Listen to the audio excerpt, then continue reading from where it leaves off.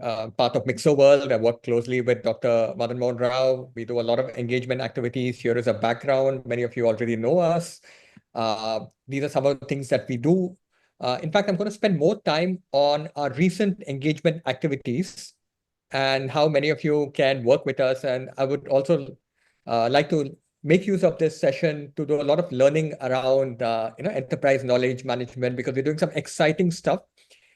Today, we just completed Tide Toronto final pitch day. It's a online, it's a hybrid program, virtual as well as physical in Toronto. We have done a lot of these innovation programs over the world, including recently in Bangalore with Invest Karnataka, Venturize, and a few others. You can also see we have worked with IIM Bangalore's NSR cell. Dr. Madan managed the panel of thought leaders. We also did some engagement around GTM, technology, policy. We did some crowd engagement. We are also welcoming quite a few German startups. This time they're visiting Bangalore, Hyderabad, Chennai. And we have SaaS Enterprise, AI, Healthcare, Manufacturing, Mobility. They're visiting all these places in the first and second week of May. If any of you are interested, you can scan the QR code, and all these engagement activities will be there, and you can give us your what excites you about some of these sessions, how you'd like to be part of it. We need all of you to support us. We also are involved with few other engagement activities cross-border. So we're working with a PhD deep tech community called CompsNet, and we're all gathering in Bali this May 21st to 23rd. In fact, my background is the Bali background. So if any of you want to join us for the session, happy to do that. In NR, we'll also be getting someone from the Dubai AI Summit and Dubai FinTech Summit. We work with a lot of these flagship conferences and government entities, and we take delegations. So Bali, we're taking delegations also to Dubai. All of this is happening in the month of May and April end. We also welcomed a global trade delegation from Queensland. A lot of sports startups were there. As you know, Brisbane is the venue of the Olympics. So we welcome a lot of these cross-border delegations. We might have a reverse delegation at the end of this year. So if any of you are excited about Brisbane, Queensland, Australia, you can scan the QR code and let us know your thoughts. So we're going to have the CEO of the Dubai AI Festival and FinTech Summit joining us. He's going to give a brief keynote. And all these cross-border events, we try and ensure maximum connects, outcomes, engagements for businesses, especially in these times where we see, the world, there are a lot of challenges, but entrepreneurship and innovation is one place that brings a lot of the world together, So look forward to being around, listening to thoughts, and working with all of you. Over to you, Madan. Fantastic. Thanks, Vinay. And hi, everyone. Good to see we have 21 participants, human participants. I can see a couple of AI agents in there also. So one day we'll have to distinguish between human and non-human participants. Quick update for those who just joined online. Some of you have MXR guest as your names. You can rename yourself so we know exactly who you are. I can see Ishita up there. Hi, Ishita. So let me quickly give you a quick background of the event we're going to have today. Can you all see my slides? Can you all see my slides? Yeah. Yes. Yeah. Okay, yes, good. now Yeah. we can. Yeah. So this is the flow of the day for today. We're going to begin with 4 startups. I'll come to that in just a second. And then we have an outstanding list of speakers. We have Yasmina Khadir as a keynote speaker, along with Naveen Bharadwaj, one from Netherlands, one from Dubai. And across India, we have speakers such as Ved Prakash, Sinchana Purushottaman, Ishita Sharma, Amrita Mitra, who are going to join us in various parts of the session today to talk about what's happening in this knowledge economy. This is some of my work in this space, connecting innovation to the knowledge economy, digital media, and so on. And we're going to structure this event today in this kind of a flow. We often focus on what's called the innovation conversation. What's new? How well does it work? And how do we scale this? So for the first part, we're going to take a look at what are some startups doing in this space? How are they creating AI tools, which can then be used by enterprises in their knowledge work? Then we take a look at some companies who talk about what are they doing in knowledge management, what's happening with knowledge management in other countries around the world. And the last part would be towards the end, how do we all collaborate? How do we connect to each other, whether we are investors, startups, corporates, consultants, and so on. By an amazing coincidence, I happen to be at the Leela Hotel in Bangalore. There's a huge AI summit happening just down the corridor on my left. It's called AI Disrupt, and it's all about AI in the healthcare sector, how AI is augmenting the medical expertise of human experts in hospitals, in pharmaceutical companies, and so on, and how AI is adding new kinds of capabilities of molecule discovery. It's extending human knowledge, compressing it, expanding it, make it happen even faster. So these are very interesting times, exciting times, disruptive times, times of uncertainty for anyone in the space of creativity, innovation, knowledge, and so on. So the theme of some of our discussion today is going to be on what's happening in knowledge management, what's happening in AI, and how can the two work together. We have an outstanding program lined up for the next 2 hours. We've got 4 startups who will share with us what they are doing in enterprise workflow. What are they doing in terms of contract management, contact management, and so on. Then we have an investor, Sinchara, who will join us for some time and share with us where is all this going. You know, if you read in the news, there's all this talk of global disruptions in the supply chain of AI. What are investors doing in different markets? How to hedge your bets? How will AI grow in the future beyond the big tech companies? And Bangalore is in a very interesting space because they got so many GCCs, Indian companies, and startups all in the same crowded city. Then we have Ved, who's very kindly agreed to join us for some time and share with us what happened in the Knowledge Management Global Network with an event called Global Knowledge Week. Then we have 2 outstanding keynotes. One is from an author, a co-author of a book called AM at the Crossroads, Knowledge Management at the Crossroads. Yasmina Khadir is going to be joining us from the Netherlands.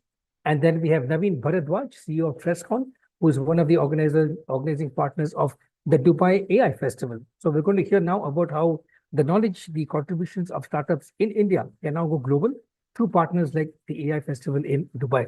Then we have a panel discussion along with all the above speakers and 2 new panelists. One is Amrita Mitra from the knowledge management function at Mott MacDonald. And we have also Ishita Sharma from Fathom Legal talking about what are some of the legal issues in this whole space. As you read in the news lately, there's all this talk about lawsuits against this company, that company.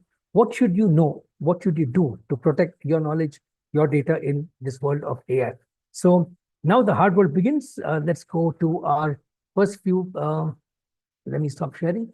Then we go to our first few startups now. The first pitch is going to be by Arvind Ranganathan from Niti AI. Arvind, are you there? Do we have Arvind? Yeah. Yeah. Go ahead, Arvind. You can share your screen and present. Yeah. You got 5 minutes. So. Yep.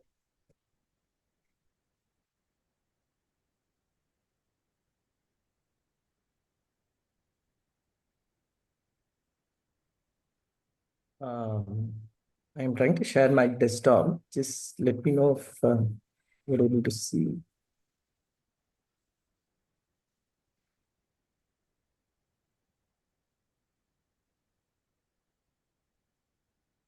Yeah, something's coming.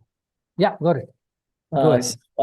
I'll not take more than the 5 minutes, but hopefully in this time there's also a 1-minute demo that I'll try and squeeze in. I'm not super comfortable with Zoom, not very proficient trying to make this full screen. Just give me a second.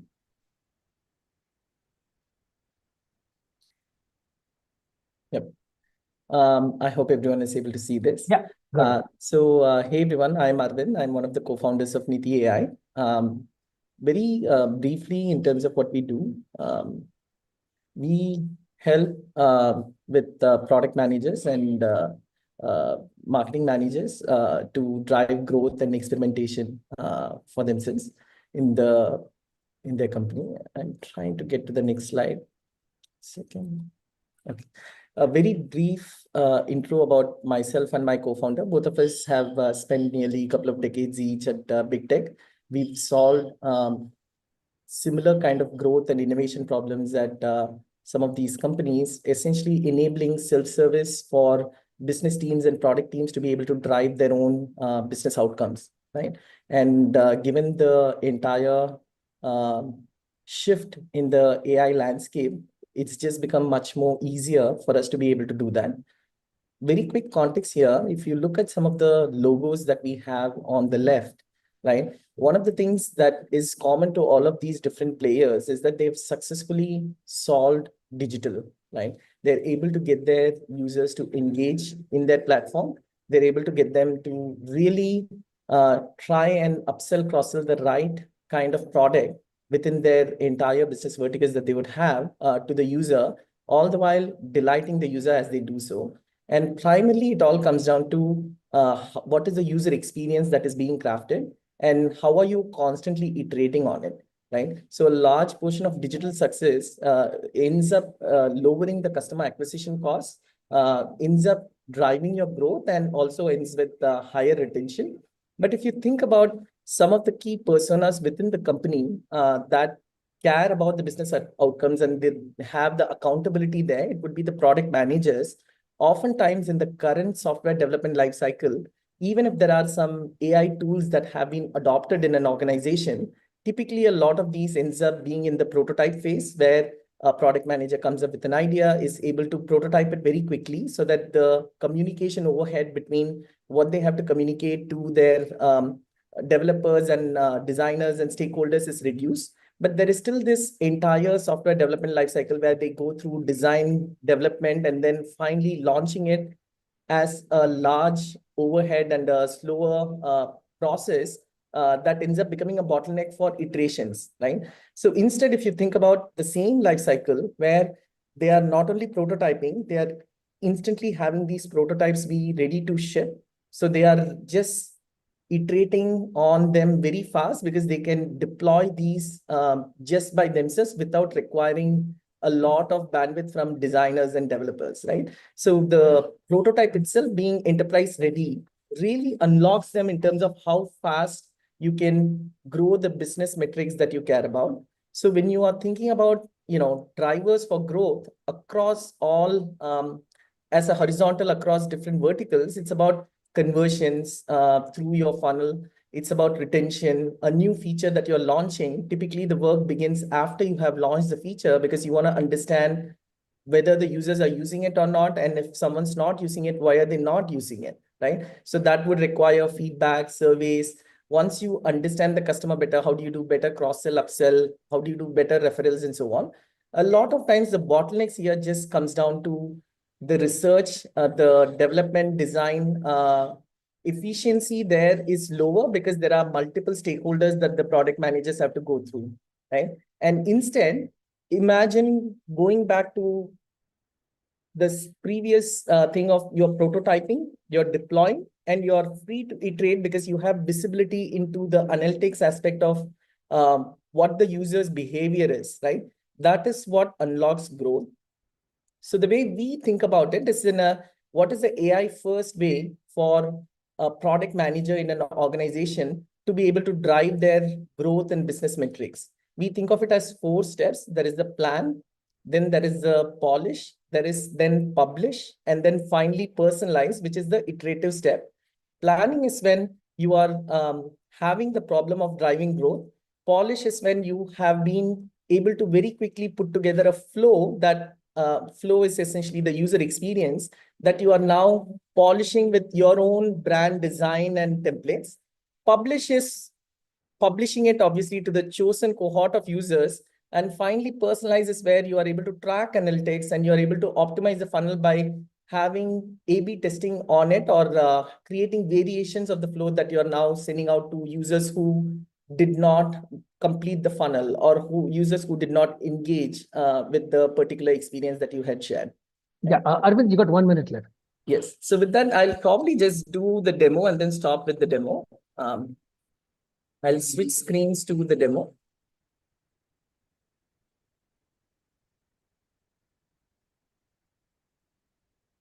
I'm hoping all of you can see the demo. So this is kind of like the first phase of plan where you have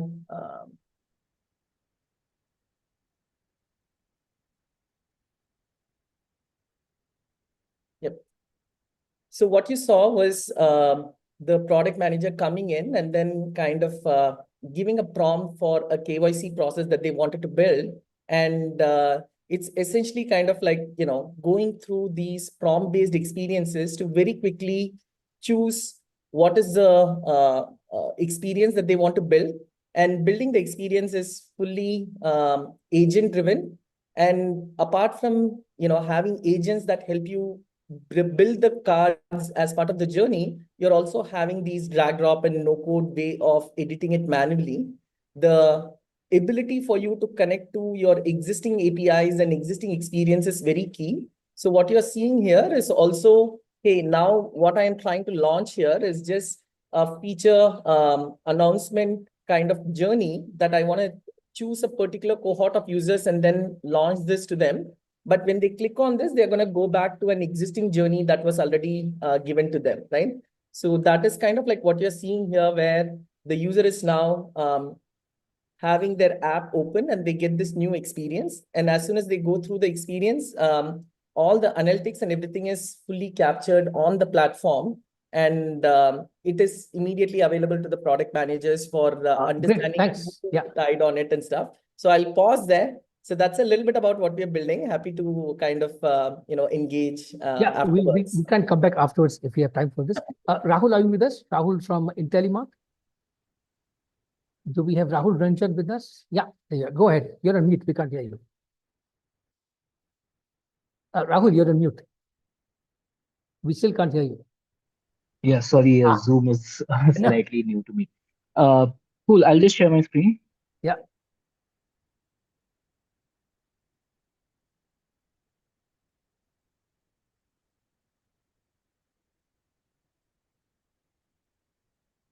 Let me know when you can see it. Yeah, we can see it. Go ahead. Awesome, awesome, perfect. Cool. So, hi everyone. Thanks a lot for this opportunity to present today. My name is Rahul. I'm the founder and CEO of IntelliMark AI. We are into the field of AI-led revenue maximization for B2B clients.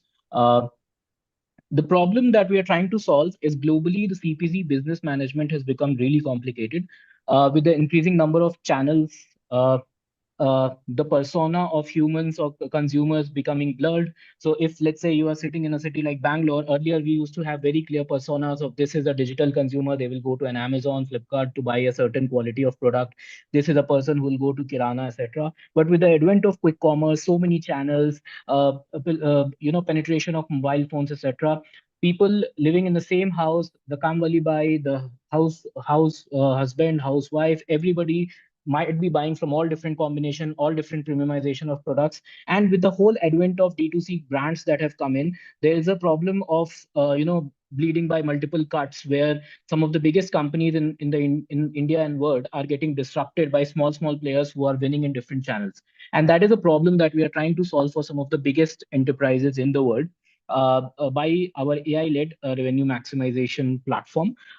Revenue growth management is one of the key things in the CPG industry these days. There have been a lot of acquisitions by companies like Fractal, Accenture, CA5. Commerce IQ is one unicorn that has come out from India in this space. And there's a very clear demand, either from Gartner or from our own research, that most of the companies are looking for solutions which can help them automate the process of revenue management, which channel, what to strategize, and so on. So to cater to this particular problem, this is an advent from, let's say, descriptive analytics to predictive analytics, and now to a prescriptive analytics, where they want an AI agent to just tell in the morning that to run my business, what are the set of steps I should do today? And that is the product that we are building towards. Quick introduction about the team. We are three people, all ex-Unilever, all ex-Hindustan Unilever, people who have worked and built such platforms for some of the biggest brands in the world. Sandeep comes with around 16 years of experience in the space of price analytics.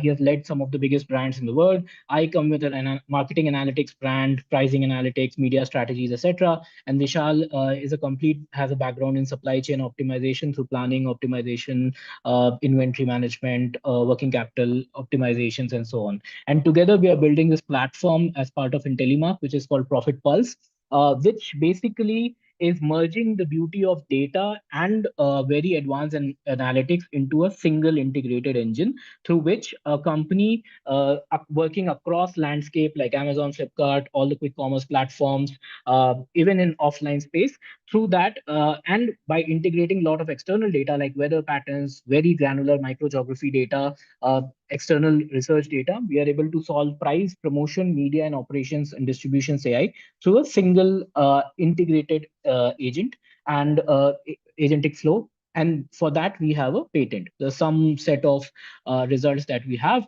And within the 1 year of existence, we have been super lucky and fortunate to be listed in Gartner list as a product recommended for all consumer goods companies.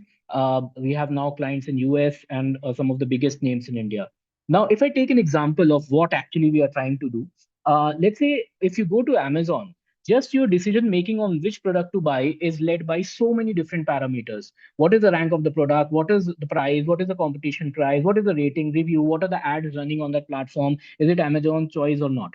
Now, in a typical planning tool or let's say forecasting tool, these things are not considered. They are designed for offline sales or maybe modern trade sales. So therefore, we have built an algorithm which can take consideration of all these different factors, which is called a product called Teresa, and then figure out lot of different outputs through a single integrated engine, which is explainable in nature. And what does it mean? I'll talk about later. But Rahul, through a single tool, yeah. You got 1 minute.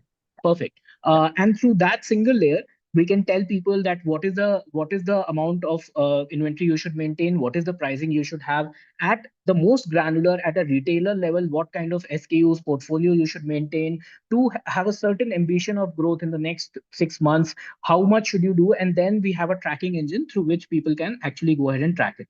And then through this whole layer of traditional black box machine learning models that we have excelled at, which I showed you in the last slide, we have created a layer of explainable AI, which basically takes this information, converts, establishes nonlinear relations, establishes causality, and then passes out on to a generative AI layer, which can talk to each and every different departments of pricing, marketing, everyone in their context, and can give them alerts and guidance and so on. And these are some of the benefits. We are currently talking to a lot of CMOs, CDOs. We have some of the biggest fashion, FMCG, pharma brands in India and US now.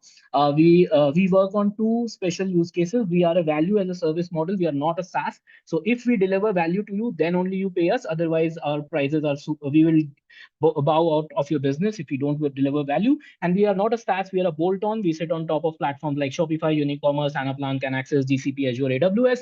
So no data security problems. We come into your landscape and set up and then run it as a managed service or as a platform as a value as a service. That's pretty much it.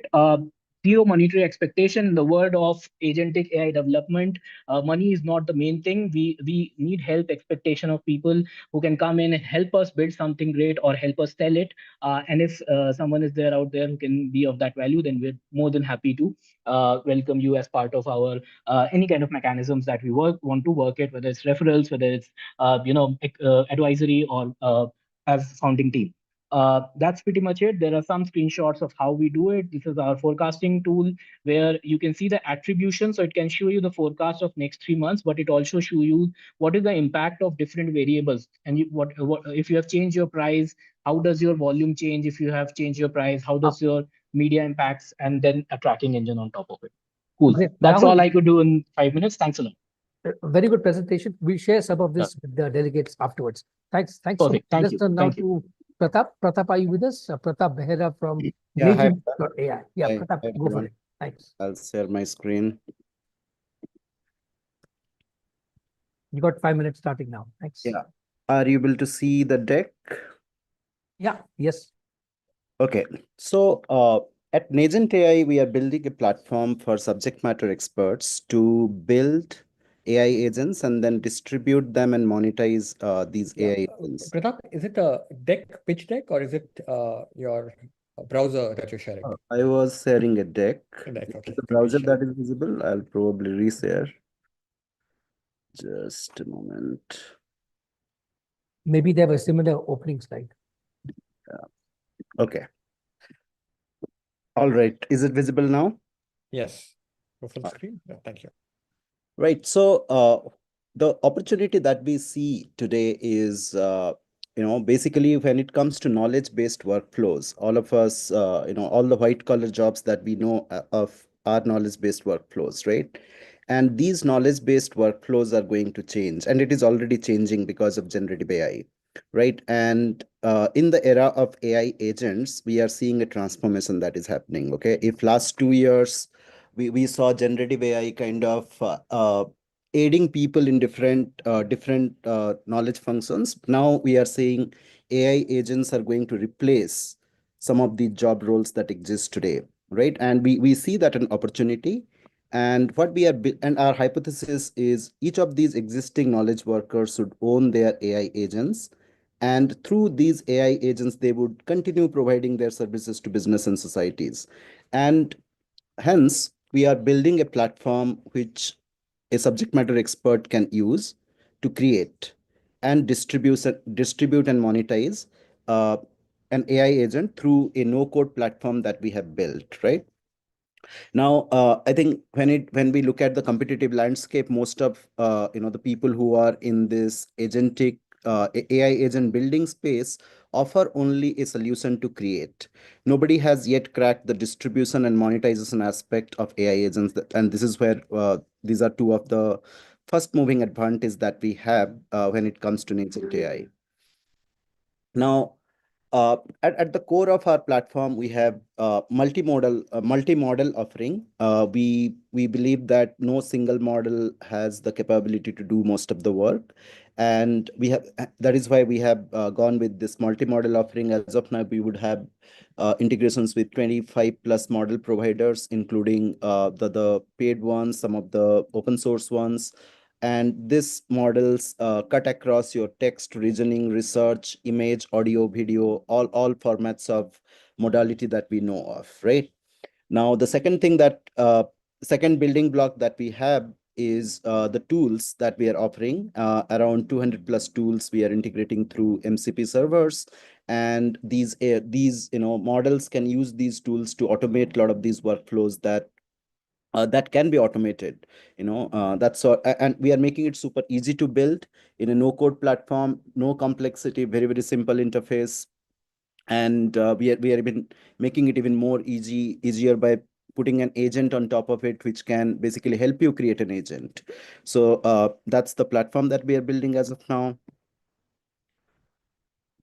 Now, after creating, we are opening up few distribution channels. Sorry, just a minute.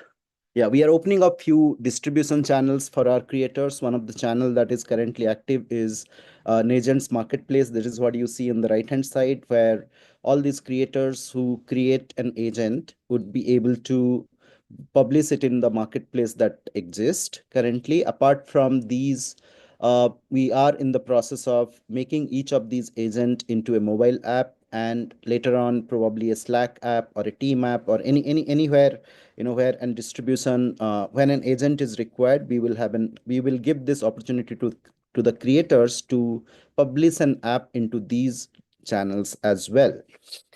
Now, the third part that we do is monetize. We let the creators monetize these AI agents. Since they are creating the workflow, they are putting in their IP into it, and essentially they will own the agent. We charge a 30% in platform fee plus a variable infrastructure fee, and rest all is earned by the creator itself. So it's a new kind of model that we are creating, and I think this is still in very early stages. The industry is in very early stages, and we have evolved a lot over our last 8 months of journey. We started in July 2024. It was just an idea that I started with. And initially, we started something called Prompt World, which was basically giving a stages of prompts for a use case. And then later on, I built my co-founding team and the entire 12-13 member team that we have. And during last Valentine Day, we had our private beta launch, and so forth. In the last 2 months, we would have 2,000 plus users using our platform. Around 100 plus agents are live in our platform. And we are a global company from day one. We would have users from almost 30 plus countries at this point of time. So some of the tractions that we are getting, mainly from a B2B side, we were focusing on Indian consumers initially, and we were also focusing on subject matter experts who would come and create. And these subject matter experts come from different countries with different functional and industry experience as such. So it was founded by me and a couple of my friends whom I know for a very, very long time. So me, Nilesh, and Ankur were batchmates at NIT Trichy. Then I did my MBA, but I did my MBA from IIM Lucknow, and then founded a couple of companies. One of that I got a small exit. Another one was a failure. Then I worked with companies like Big Basket, Freedom App, and Giga Technologies. I was a CXO there. Similarly, Ankur is again one of my batchmate. Worked with Google, Microsoft, InMobi kind of companies. Nilesh is based out of North America and takes care of our product. Again, a batchmate of mine, and he did his MBA from UBC Sadar. Chinmay is our head of engineering, who again comes up with similar kind of experience and a second time founder himself. Apart from four co-founders, we have a team of, including four of us, we have a team of around 13 people who are working. Now we are looking for a couple of things. One is a seed round that we are planning to raise in next 3 months. We have not yet raised external capital. Another thing that we are looking for is your subject matter expertise. If any one of you want to build an agent on our platform, I would be happy to welcome you to our platform and give you a walkthrough on how an agent can be created very, very quickly without writing a single line of code. If I have more time, I can probably give you a quick demo. Uh, Unfortunately not. So we need to all move right. on, but maybe afterwards if there's more time. But Awesome. thanks so much, Pratap. Let me invite Tanmay now to take over. Tanmay is our last presenter for the day for the startup session. Tanmay, floor is yours. Hi, Madan. Am I audible? Yes, very much so. We just need to see your slides. Thanks a lot for confirming. Just one, is my screen visible? The browser screen, yeah. Oh, wait a second, please. Sorry. How do I share my entire screen here? I share the whole screen. You could just share an application window. So look for whatever, PowerPoint or PDF, and then click that one. Just a second. Is it visible now? Yes, perfect. Thanks a lot.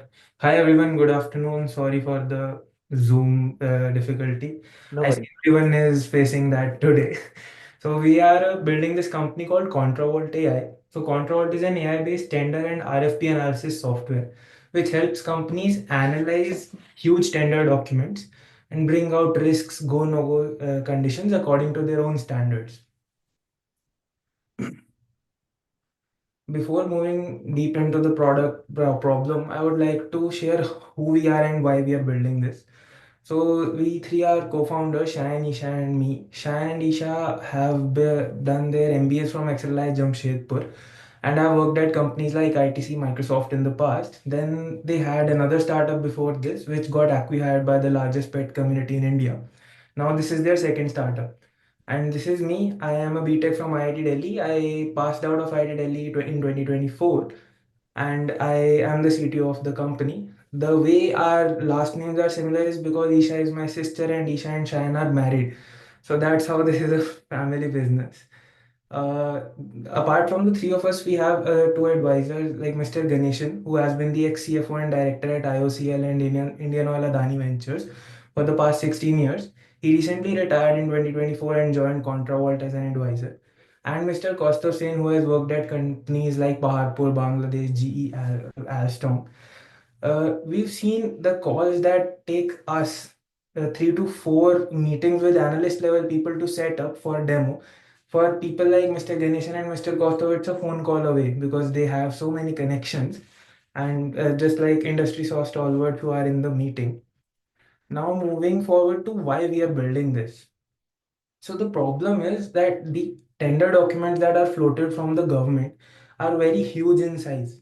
So they range from anywhere between 500 pages to even 15,000, 20,000 pages in size. And the entire process is manual today. The last software that the bidding companies like L&T, Bajaj saw in the past 30 years was SAP. And they consider the SAP implementation to be a huge deal because it is.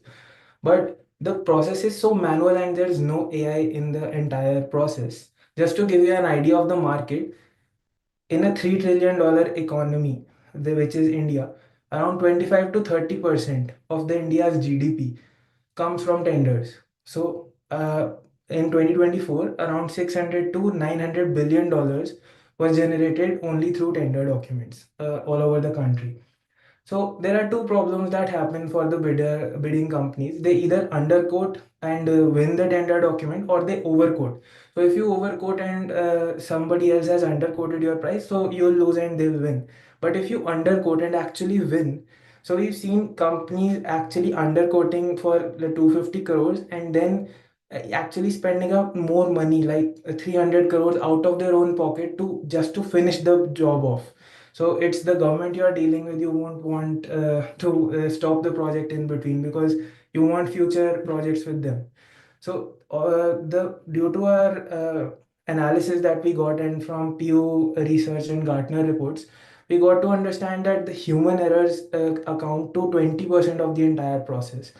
That's why we are building this product called ContraVault, where we help these companies analyze these huge tender documents, give them go no go percentages, they give them a synopsis, bring out risks that if you win this tender, these are the risks that might happen in this location and based on your past data. Moving ahead, we are currently working with some of the largest EPC companies in India like L&T, Navyoga, ThyssenKrupp, Bajaj Projects, which is part of Bajaj India, and Paharpur Cooling Towers.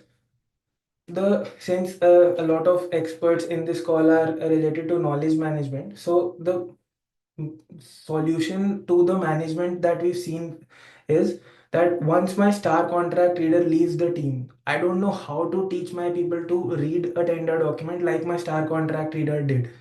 So that's why ContraVault is becoming a tender repository, because now they are feeding more and more data, and our AI is also self-learning from the feedback that it is getting from the contract readers, so that ContraVault is deeply driven into their daily workflows. Arma, you got 1 minute. Yeah, sure. Thank you so much. So, moving ahead, these are some testimonials that I wanted to show from that we've got, and we are also working with Fox Mandal, which is one of the oldest law firms in India, and we recently did a PR article with them. So I would love to connect with the industry experts that are in the call, which who can help give us feedback on this product, or if they can connect us with some enterprises. We'd love to. I also love to show the product demo, but as Madan has mentioned, I don't have enough time. So thanks a lot for this opportunity. I really look forward to meeting you all. Thank you. Thanks so much. So we finished the first part of our session today, which is the pitches by 4 of the startups. Now let's turn to some expert analysis from an investor. We have Sinchana from Warm Up Ventures over here.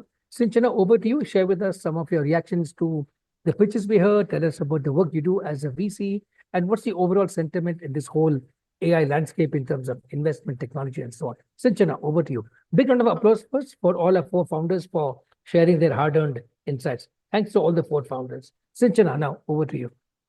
Sure. Thank you, Madan, first of all, for this opportunity to come and talk here. So about all of the 4 startups that just presented. So kudos to all of them. So they just showed us how diverse Indian AI ecosystem has been evolving, from maybe supply chain procurement to legal tech to others. So that's how diverse our situation has been. So I started out my career in early 20s, and then there was a buzzword after OpenAI came up with ChatGPT in 2022. All of the investors were under fear of missing out, FOMO. So because of which they started making out a lot of investments, and valuation was skyrocketing. So we still remember, if there is any email that titled AI or AI enabled, we used to open that, read that, and maybe fund that.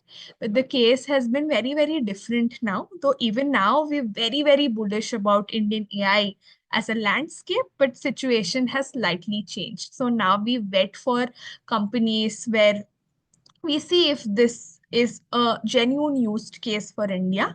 If larger India can use this, only then investors are taking a very informed decision. So that's why if you see now to 2020, 2022, we see that investors are taking in a lot of time.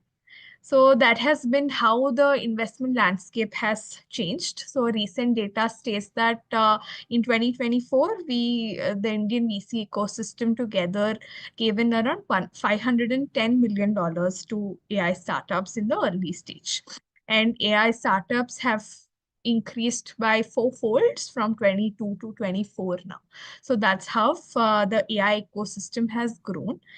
But in order to tell all of the participants here and also about also the four companies that just pitched, so so startups initially raise from angels and then maybe a micro VC fund, then a VC fund, and then private equity. And my expertise lies in the early stage investment space. And I am representing Warm-Up Ventures here today, and we are a seven-year capital fund. It's a micro VC. So saying this, my overall view about all four startups is that they're doing great work. Would love to connect with all of them post this session and understand more about them, and maybe we can go ahead with funding as well. Apart from this, some of the prominent sectors under AI that we have been tracking, and I personally track, is number one is of course conversational AI. So because of increasing loneliness among adults as well as young kids, a lot of startups have been coming up in conversational AI. So maybe you can chat with a therapist who's an AI agent, or chat with an AI agent who becomes your friend. So conversational AI has been shaping up really well in India. So apart from this, very insightful thing is this data around kids. So loneliness among kids are also increasing with both the parents working. So a lot of companies are developing toys for kids embedding AI, wherein the toy also grows with your kid and learns more about your kid's lifestyle, what your kid likes, and then create stories, puzzles according to that. So conversational AI is one aspect. Apart from that, one more sector is AI plus IoTs for maybe critical assets like ships, factories, etc., wherein downtime is a very big problem, very big challenge. So if we can predict when if there is any irregularities in critical asset and plan the downtime, then that is going to save a lot of money for us. Then, as one of the startup also mentioned, supply chain procurement for D2C brands has been a hassle, since there are hundreds of vendors, hundreds of supply chain that they have to manage.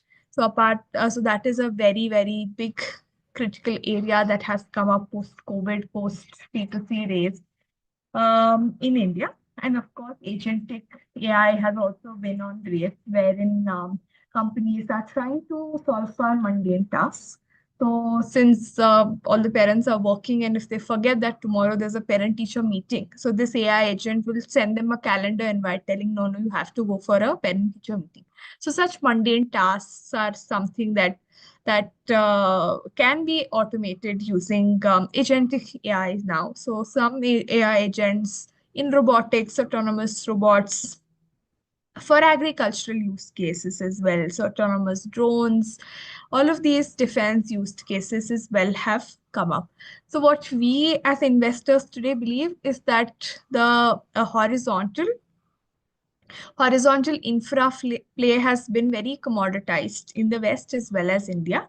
So if any company that's trying to build something for India, verticalized use cases, that is a way forward to go. And you mentioned something, Madan mentioned something about Bangalore being an ecosystem. So what we think is geographical barriers are coming down. Tech has become very, very cheap now with a lot of co-pilots coming in. So tech there has lost a lot of moat. So geographical barriers are coming down, and people can build from any tier 2, tier 3 cities in deep tech as well.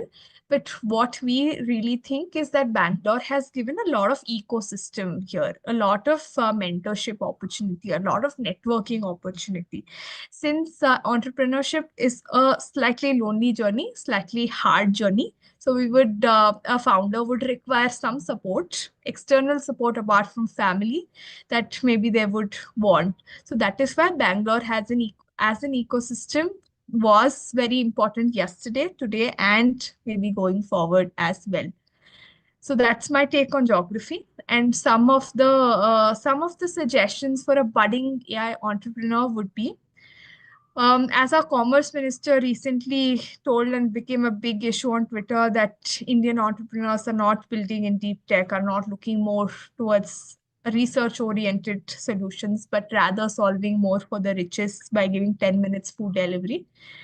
But what we think is that it's a chicken and egg problem. Slowly, India is developing more towards research-backed startups. So government initiatives are coming up as well. Startup India Seed Fund and other IIM, IT incubation centers. So that is slowly developing, and that will develop in the coming days. Some of the other things that I would want to tell budding entrepreneur is that don't generalize the solution. Go deep, go narrow, go vertical, and then solve for a particular problem, and then think about generalizing the solution. That is one aspect. Other one is to build for Bharat. So we jokingly say in the investor world that these Bharat users are WhatsApp first users and phone next users with a lot of geo penetration. A Bharat use case has become very, very prevalent now, and building for them is a bigger use case, bigger niche use case. So talking about Bharat, some microtransaction related business model are working really well for companies like Kuku FM in the content space. So maybe we can think not just about B2B SaaS and B2B as a business model, and maybe think about bringing innovation in the business models as well, and also bring in a lot of operational integration. So some of the enterprises today are so hooked with Tally, WhatsApp, and other things that they would not want to change. So if we can build some AI around all of these operational integration, then adaptation would be great. Then do a lot of pilots in the initial phases. Don't wait for the right time for the product to be 100% ready, because the product is never ready. So think about how we can build in India for the world. Think about global problems as well while solving for the Indian use cases. Then build a lot of networks as well. So while building, connect with like-minded people, seek a lot of mentorship, especially women entrepreneurs are very hesitant to ask for help and ask for mentorships. So one of the suggestion would be to please go out in the world, ask for mentorship. There are many great entrepreneurs, investors today who are there to help out other budding entrepreneurs.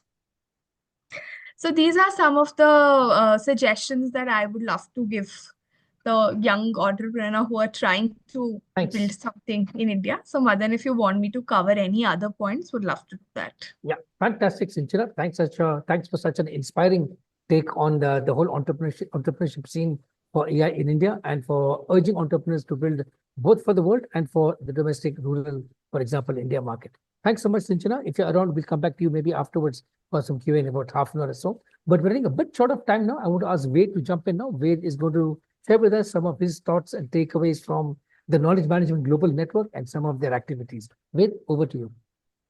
Sure, thanks, Madan. How many of you have heard of KM Global Network? Can I see a raise of hands? Or maybe I'll not be able to see. But anyway, KM Global Network, for those who have not heard of it, it's a network of knowledge management networks around the world, as the name suggests. And this is a movement that started 10, 11 years back, where several networks from different countries got together and initiated this thing of let's have a much larger community of knowledge management professionals. So today there are more than 30 countries whose knowledge networks are part of KMGN, right? KMGN has it's a not-for-profit organization registered in Singapore, and it conducts a host of activities around the year. So for example, there is an annual course which is co-curated by KM practitioners. Every year there's one, it's a certification course. This year, the course has already begun in February, and it's on knowledge creation and innovation. Then there are roundtables that are conducted every alternate month, again on topics of interest to the entire community. And obviously with AI being in the forefront, AI in relation to KM comes up as a very popular topic over there. Right, there are special projects that are undertaken by KMGN as well, again with the entire community pitching in. So there have been projects around defining global virtual collaboration, around ISO standards for knowledge management, etc., etc. Right. As part of special projects this year, we have spawned off something called the KMGN Wiki project. So over here, the idea is not to create another knowledge base on what is knowledge management. Rather, the focus is on capturing industry-specific knowledge in the KMGN Wiki.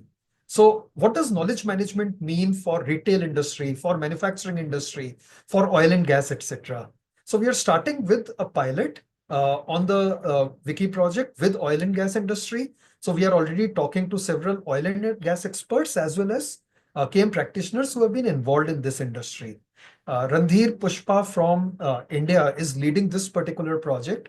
We already have Anshumala from Australia and Julia Froza from Brazil who have joined the core team. So if any of you are interested in joining this particular special project on KMGN Wiki, then maybe drop me a message on LinkedIn or on my email ID, and I'll connect you with Randhir to take it forward. Right. One of the key activities of KMGN is also conducting what is called a Global KM Week. So we have already hosted it for 2 years. It's held in the third week of October. And this year it will be from 20th to 24th of October. So 6 months away. Last year in the KM Global Week, we had 140 events conducted in 30 plus countries. And we do aim to better it this year. So as part of a huge amount of knowledge sharing that happened during the Global KM Week last year, we are organizing another set of knowledge sharing events this year, christened as One Community, One Globe. So this year we had a One Community, One Globe happening for the Americas and then for the greater Asian region. Okay, so this event was held last month and there were speakers from 7 different countries who were there. So let me quickly give you highlights of the talks that were held for the session last month. So the first session was from Rajesh Dhillon from Singapore on embracing tacit knowledge, where he talked about some of the challenges that Singapore as an economy is facing with respect to knowledge management, right, and where tacit plays a role. So organizations still do not understand the benefits of effective KM. The human and tech barriers continue to remain, and the stress on measuring ROI from something which should be the backbone of an organization, something like KM, there is still a lot of stress on that. And knowledge management teams and practitioners tend to get focused more on the ROI angle than the real value benefit that happens out of it. When it comes to embracing tacit knowledge, there is a lot of opportunity for increasing the role of KM in sustainability initiatives, as well as in cybersecurity, which is becoming increasingly important, especially with the host of AI tools that are coming in with the foundational modules. The second session in this particular series was led by Achmat Ghazali from Indonesia. He talked about KM in the digitalization of state-owned enterprises and how without KM, critical know-how is getting lost in public sector enterprises. Right. So he took 3 examples over there. One from a company called Pertamina, which is an oil and gas leading industry of Indonesia, where an integrated data command center was set up and a lot of KM principles were applied over there. The second company was PLN. It's a power distribution company. And again, the focus was on innovation and creating a smart grid over there. The third was Freeport Indonesia, which is basically into mining under very, very hazardous conditions, right? So in Freeport, for example, by capturing expertise from outgoing manual operators and transferring it to new trainees via simulations and mentoring, critical mining know-how was retained in the shift to automation. So the whole theme around KM was digitalization of the public sector enterprises, right? And it was a highly successful endeavor that has happened over the year in Indonesia. The third session in the series was led by Punyapat and Vincent on AI-driven KM shaping the future. This was in Thailand. So Thailand organized an event called the Thailand KM Network Forum, where they had a panel discussion on the same topic, AI-driven KM shaping the future. In addition, they shared the journey of, a petroleum industry player called PTTEP, sorry about that. They have been organizing a KM week internally over the last 2 decades now. So one of the standout things that came out was that they have a concept of a human library, where instead of books, you have the human books representing different expertise areas who come forward, and a lot of tacit knowledge gets exchanged in that week through these so-called human books. Right. Then there was Armenia, where Anahit came in and spoke about the knowledge sharing culture in the organization she works for, where they have, as part of knowledge sharing events, they have knowledge sharing days, they have storytelling, they have internal learning catalog, English clubs, town halls, etc. And the aim is basically about retention of organizational knowledge and innovation. There's a lot of stress on communication aspects as well. Communicating, one is about the events. The second is, how do you really capture all the takeaways that are coming from these tacit knowledge forums and incorporate them into rest of the organization. This was followed by Maya talking about strategic collaboration in Russian-speaking countries. So here they have formed a community of entrepreneurs. So this is very interesting, where they have this community of entrepreneurs and they pick up some modern business topic when they get together. So they picked up the topic of collaboration on understanding the modern business trends within the Russian region. So there they tried out multiple ways in which collaboration can happen to understand these business trends. Right. So they began with asynchronous virtual collaboration with an expert group that highlighted certain trends at a very high level.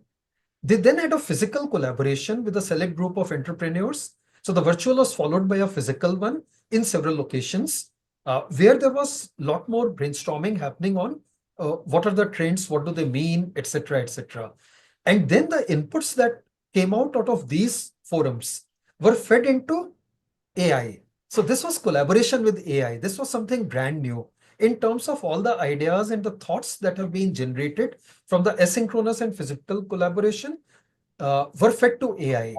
And AI came up with certain other insights as well, insights and recommendations.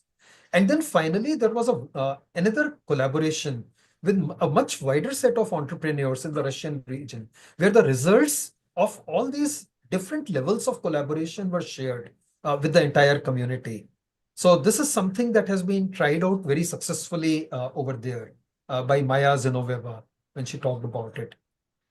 And then the last session in the Asia region was led by Izhar Izaki from Israel. He talked of a KM innovation story where a tacit to explicit event was organized across the region. And there were 3 complementary solutions that he specifically talked about, where one was called Tacit Trace, which captures new knowledge. The second was called Trove, which preserves historical knowledge. And the third was ConExpert, which connects people with the knowledge they need most. So it's a complete knowledge ecosystem, right from capturing new knowledge to preserving historical knowledge to connecting people with the knowledge that they need most. So a lot of takeaways were there from these sessions. There is a YouTube recording as well. We have a channel on YouTube for KM Global Network. I'll share the link of that. Let me just put it in the chat window. So you can actually see the slides that were presented as well as the talk over there in the YouTube channel. Right. So this in brief is about KM Global Network as well as highlights of a recent activity that was conducted. So thank you, and back to you, Madan. Fantastic. Thanks so much, Ved. Ved is one of the champions of the KM Global Network, along with Rudy, of course, Rudolph D'Souza. So very happy that they're here always to anchor this discussion and set a global context to what's happening in Bangalore, in India, and connect it to what's happening in the world. Thanks, Ved, for sharing those links in the chat window. And I see a lot of other discussion also in the chat window. I'll also connect all of you to each other by email afterwards, so you can take the discussion further. Now we're going to invite a very special guest to join us all the way from the Netherlands. I'm going to invite now Yasmina to join us. Yasmina is the professor at Road Business University in Amsterdam. She's the co-author of a book called KM at the Crossroads. Yasmina Khadir, are you with us? Yeah, there she is. Over to you. You have about maybe 10 minutes and then 5 minutes of Q&A. So welcome all the way Right. from Netherlands to Bangalore. Cheers. Yeah. Thank you. Thank you for giving me the floor and having invited me to this very interesting conference. All right, so now I'm trying to share. So open system settings. So is it sharing? Zoom. Okay, I have to allow it. So is it? I'm going to. Sorry for that. Yes.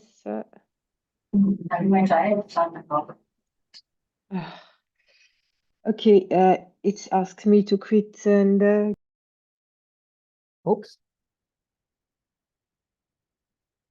I think some technical glitch. She has to log in again and then get access to her slides. Sure, I'm on it. Ah, okay. Yeah, I'm on it.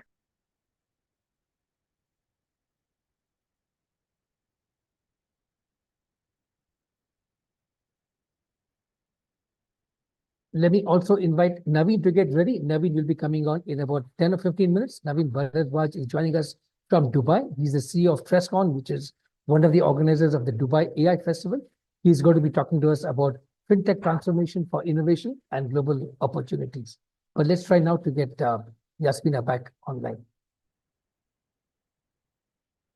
Until then, feel free to share some comments in the chat window. I can see a lot of good discussion there already. And those of you who still are called MXR guests, you can rename yourself and put your name.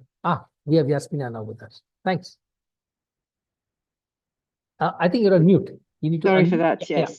Okay, trying to this time. So, here we are. I think it's going to work. Great. Oh, yeah. Beautiful. For some reasons, I didn't have the authorizations. So now I've got that. What am I sharing? It's not the right screen, is it? Yeah, it's the Zoom screen. You have to share your presentation. Yes, PowerPoint my or presentation. This one. Can you see it or not? Not yet. We can just see the Zoom link. Okay. Maybe All another right. tab. One of the other tabs will have your presentation. Yes. Okay. So can do that again. All right. Stop sharing.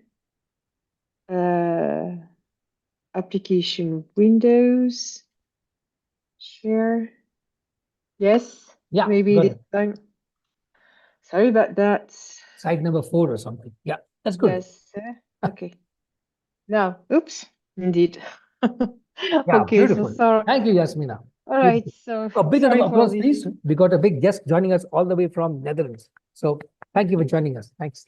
I'm also, thank you very much for inviting me. Very happy to be in Bangalore virtually. All right, so I'm going to talk a little bit about knowledge management and artificial intelligence.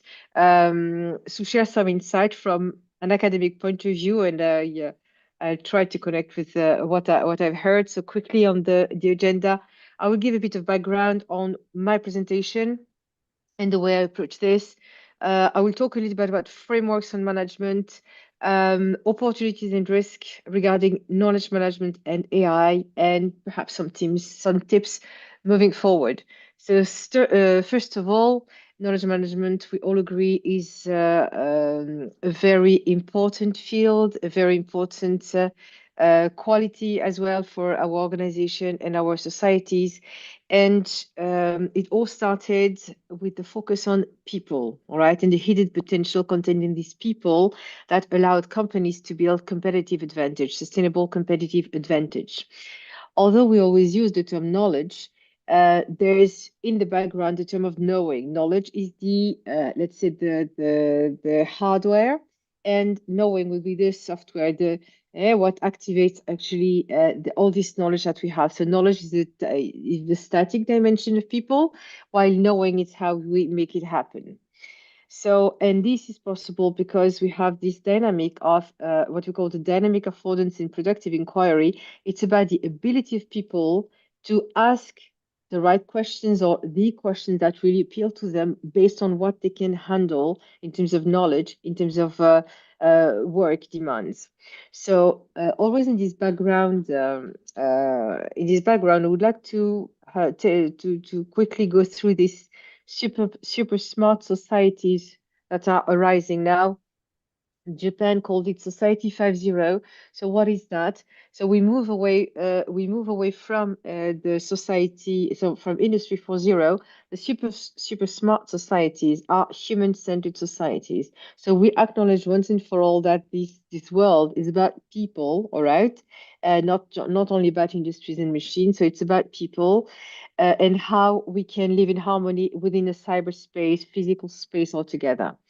And this, of course, can happen through the integration of technologies, okay, Internet of Things and so on, the usual ones, and very recently, artificial intelligence. These super smart societies are also concerned with, of course, sustainability and resilience. Of course, we cannot live on a planet without the planet, right? As somebody said, the planet doesn't need us, but we need the planet. Now, what is the big change? What about these super smart societies? What's happening here? Until perhaps the rise of AI, okay, even considering the beginning of these knowledge societies, the people were also always used as an extension of the machine. It was machine first, capital first, and then people. With AI, we have for the first time a technology that allows the people to be first and then to have the machine to be in a second position.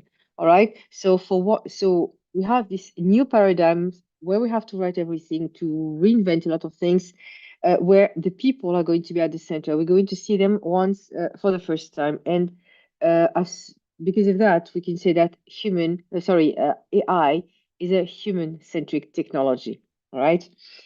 I would like you to share this definition. That's the best definition for me, yeah, regarding knowledge management. So organizational knowledge management. So here the focusing is organizational knowledge.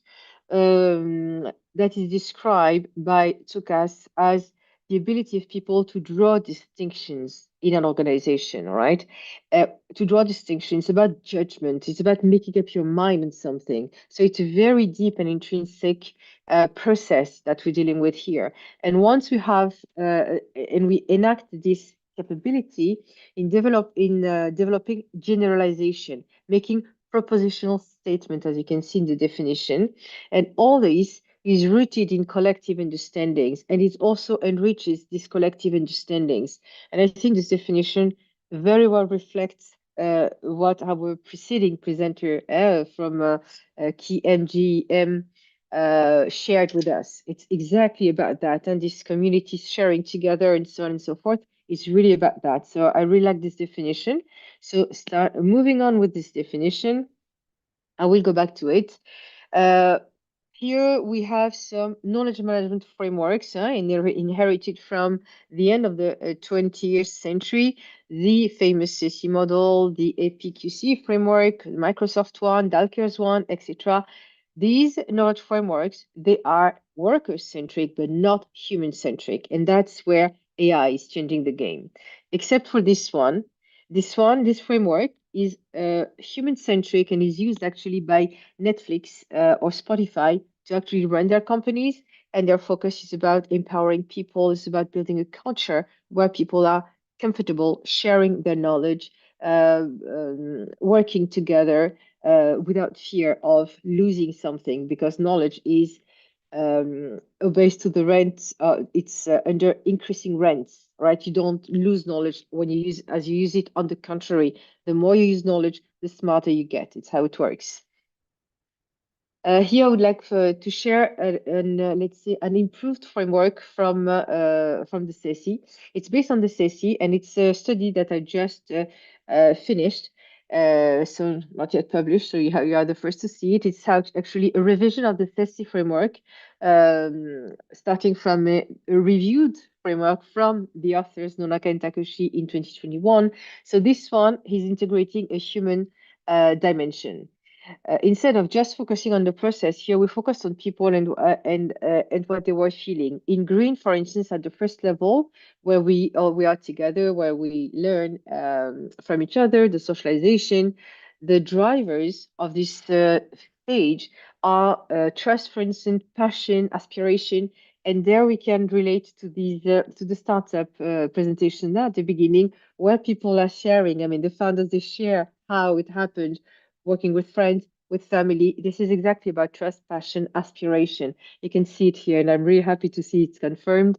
And of course, it goes with anxiety and frustration, and so on and so forth. I'm writing a paper on this. It will come up soon, but I think I have to pay attention to the time, so that's why I'm moving forward. In this study, we also asked people about their feeling, their perception about these new technology, invasive technologies, and it's about workers. And actually, they felt empowered. Yeah. But they were also, you can see in red, resisting it a bit. There's a lot of things going on with AI. I mean, you might lose your edge, your critical thinking ability, and so on and so forth. So I'll come back to that in a minute in the tips in the for the future. So what are the opportunities that we can see from this? This turn, this sorry, we have maybe can we mute some? Yeah, okay. I continue. Can you mute other people? Sai, please mute other people. I was hearing, yes. So in terms of opportunities, okay, what's happening with knowledge management and AI? Well, it's a fantastic moment. It is fantastic moment in the history because it's the time where we're going to unleash people's potential. We're finally going to have a real boost in this paradigm because we're going to look at what people can do. We have a lot of workers in companies with a lot of potential that are hardly used. And the bonus is that happier people in organization, happier society, and so okay, happier people. So we build a virtuous circle here. We also going to have augmented workers. All right, so people using this technology are going to be self-learners, creators. We see it already. Improve critical thinkers. Maybe in the first time we're going to lose an edge a bit, the time to learn. But let's trust human being in trying to think by themselves, for themselves, and for society and the greater good. And we of all this is going to support this knowledge management combined with AI is going to support nomadic working habits. Is going to improve the quality of life of everyone, and at the end, smarter output. Again, we already see it with these startups that have been presented at the beginning, for which we had presentations. What about some risks? Of course, this is a time of very big change, so we have risks we have to pay attention to. One of them is related, of course, to the speed of change of this paradigm. It's happening very, very fast. When we shifted from agricultural age to industrial revolution, it happened quite quickly if you look at the history, all right? But what's happening today, it's literally happening under the click of the mouse, all right? It goes really, it's already there, actually. That's why I placed this presentation within Society 5.0 paradigm. Now, of course, because it goes so fast, one of the risks is the exposure of the critical knowledge within a cyberspace, all right, whether you know it, whether you're aware of it, or whether you're not, because it goes very fast. And these AI programs, they go in every possible place on the internet to capture knowledge, and maybe something you shared, unfortunately.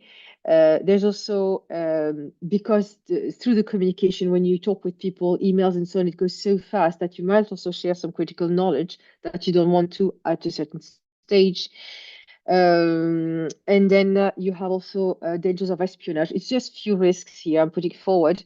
The AI allow our systems to develop, I don't know, an agent maybe that can interact with a real person, tricking the person in delivering something. We see this happening very much at the moment, and it's a multi-billion business, multi-billion-dollar business as such. So The tips moving forward. So, Adam, I still have the time to finish on this. Eh? Perfect. That's my last slide. All right. So how to prepare? Some advice from my experience, my studies.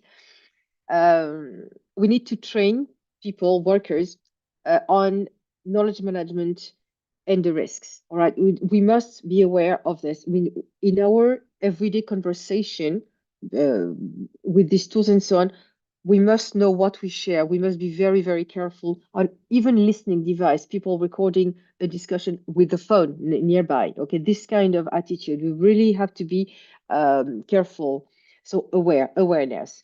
Then we must trust and empower people, again, once they are trained thoroughly on these risks. And give up the self-centered leadership. So what I'm saying by this is that by my observation through my career, one of the reasons of failure for startups, it's over-dimensioned ego from the founder who does not accept knowledge from others. All right. So with knowledge, AI-infused knowledge management, we have to step down a little bit and really learn to listen to others and put down this ego that can be really, really damaging in the short and medium term. Of course, develop digital and AI literacy for workers. We shouldn't take this for granted, certainly not. Consider old knowledge and new, meaning that the old workers, even if they're not so good on devices using AI and so on, they have a lot of knowledge, and it would be a pity to let this go. We need that. Okay, so let's be inclusive from that point of view. Move away from extracting knowledge from people to store it in a database is something. Knowledge is about people, right? It's the people that must be put first and not the organization abstract, but people within the organization that must be considered. And for the last principle, start to be comfortable about this boundaryless augmented organizational knowledge. This knowledge is knowledge in organization is formed through interaction between people inside the organization, but also with interactions outside the organization. I mean, it's really, really broad, really loose, boundaryless. So we have to be comfortable with this. We have examples of open innovation and successful experiences such as Netflix and so on. So, but now this is the norm, right? We don't have anymore the user X approach here. It's the norm. Thank you very much. I hope I didn't overstep my time. No, perfectly fine. And may I ask you a couple of questions? First of all, thanks Sure. for the fantastic presentation. I like the framework of Society 5.0. I like how you have reworked the very popular but old SECI model of knowledge management. And Thank I you. also like how you're cautioning people to move away from self-centered leadership to more ecosystem kind of leadership. My question for you Yes. is you talked about some of the risks of exposing critical knowledge to maybe external digital systems. So we have a speaker later on talking about these legal issues, but maybe you can talk about what should a company do to protect its intellectual property, so to speak. I would start with the people, make sure that the people who hold the knowledge keep this, they are aware that they have special knowledge and that they keep it safe in discussions and so on, and that it doesn't go all over the place. Maybe in order to do so, I think that we have to move away from perhaps the employee salary, employer-employee relationship. The employee must have a stake in the company. Then he will keep this for himself, and you don't want the employees to leave, all right? Or if the employee leaves, you want him to come back. So and also invest in cybersecurity. I think that this is very important. Invest in cybersecurity. Make sure that you have a control on your system, that there's no leaks, that you don't have blackmailing. It happened recently to a very big university in Europe. They had all their system blocked, okay, all captured, and they had to pay to have it back. But they said they didn't. Well, anyway, this happens, okay. So make sure that this doesn't happen. That's what I would suggest. Thanks so much, Yasmina. If there are more questions, I'll send them to you by email. But thank you so much for taking your time from a very busy schedule. Thank you. Join us here in Bangalore. We hope one day you can actually come to Bangalore. Have you been here before, if I may ask? No. Heard a lot Okay. about it, but so Yeah, you just definitely have to come. We'll find a good excuse for you to come here yes. physically next time. Thank you, Yasmina. Thanks so Thank much. you. We I'm now trying. switch gears and go to our next speaker from Dubai. Let me now invite Naveen Bhardwaj to come up and say a few words. He's the CEO of Trescon, and among his many other initiatives that he manages, he's helping organize the Dubai FinTech Festival, the Dubai AI Festival, and so on. Naveen, over to you. You got 10 minutes. Thank you. Namaste, Madan, and everybody. Thank you for inviting me to come and speak to you all. I'm trying to turn on my camera, but regardless of how advanced technology gets, I think sometimes Zoom, sometimes camera can have its own brain and its own issues. I was curiously listening to what the Yasmina was talking about, and also catching up on what was happening prior to that. So I see that there's a lot of emphasis being placed on innovation, emphasis being placed on regulation, community, people having to come together, etc., etc. I think that's an interesting segue to what I'm going to talk about, which is, of course, the Dubai AI Festival that we're hosting, as well as the Dubai FinTech Summit that we'd be hosting. Normally, while I'm not a fan of death by PowerPoint in sessions like these because it can put people to sleep, I think the best way for people to relate is, of course, for me to show a few things. So I'm going to share my screen. Madan and Co, if you can confirm you're able to see my screen. Yes, Brilliant.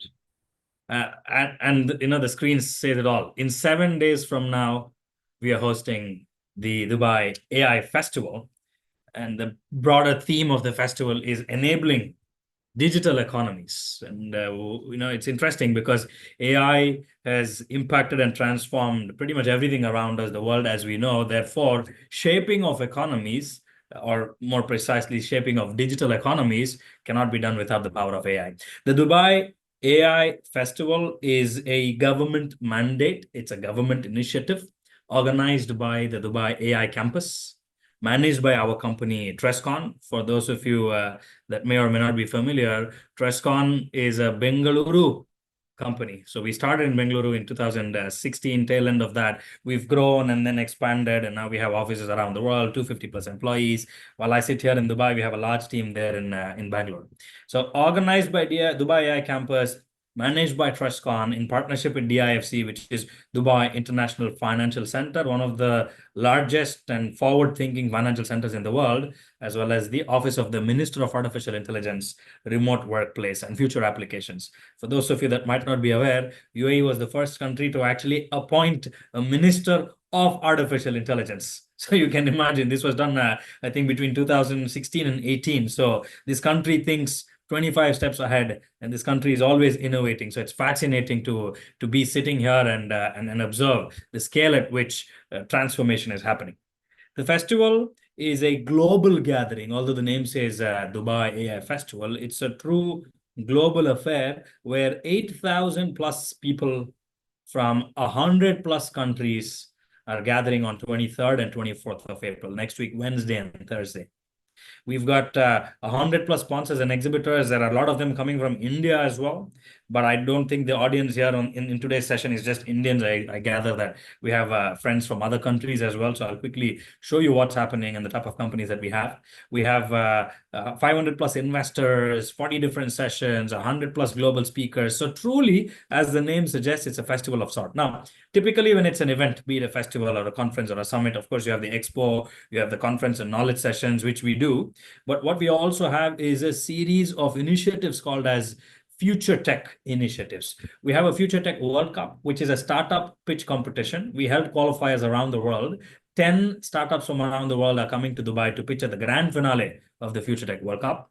Now, what's interesting is all these qualifying startups have actually been provided or sponsored their exhibitor pods or stands at the event by us, by the organizers. So they're not paying to participate, they're actually getting free slots. Then we have a Future Tech Innovation Program. This we launched to integrate youth and university-led startups, university-led ideas to also be showcased at a global gathering like this. We have 12 universities from around the world that actually qualified amongst 50 odd that applied. Again, these university student-led startups are given a chance to come showcase at the festival, fully sponsored by us, so they're not paying to participate. We've launched a Future Tech Launchpad. This is where ideas, new products, new research, report, summary, new businesses, startups, market entry, etc., can all be launched. And then we have a beautiful developer challenge. The developer challenge qualifiers have already gone live as of last week. It's called as the Future Tech Challenge, where we've asked people to develop an AI product in less than 2 weeks. So there's a lot of iterations going on. A lot of different people have participated, but in the final 10 will come to the Dubai AI Festival. Again, they'll be presenting their ideas and the top 3 products, AI products that were developed in a span of less than 2 weeks will end up, of course, being celebrated. So that's a quick heads up on the Dubai AI Festival. So we've got 20 plus global unicorns, although 20 plus government agencies and ministries is what the website says. That's in terms of speakers, but overall we have a lot more than that participating, right?